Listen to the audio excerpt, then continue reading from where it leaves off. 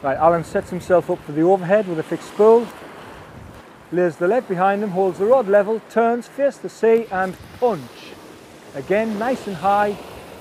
Unlike the off the ground where he gets a lot more compression out of the rod, that one's a nice easy cast. Great for beginners, great when you're learning to start. The off the ground cast is the forerunner of anything else. I mean, it's the first cast that most people master. Lead on the ground just behind the rod and a slow sweep, leaning back as you do so. That increases the power into the rod. Once you've mastered that, then you can move on to the pendulum, and that's what we're going to do next. Now Paul's going to show us the more powerful pendulum cast. You'll note it's got a longer rod, 15 foot, much longer drop between the tip and the lead. In this case a rather attractive yellow ball which you can see.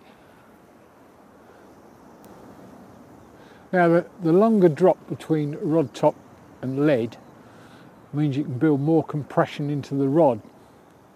The lead is swung pendulum style, hence the name pendulum.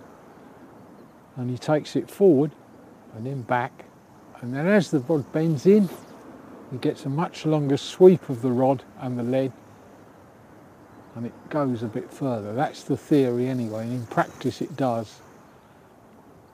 Lots of sea anglers can't cast from a standing start, those that are used to a pendulum cast, a bit like a gunfighter. Got to draw his gun to be able to shoot straight.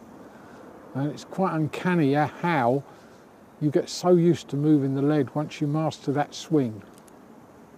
Well, a way to determine how long the drop, just below the butt ring is the standard distance.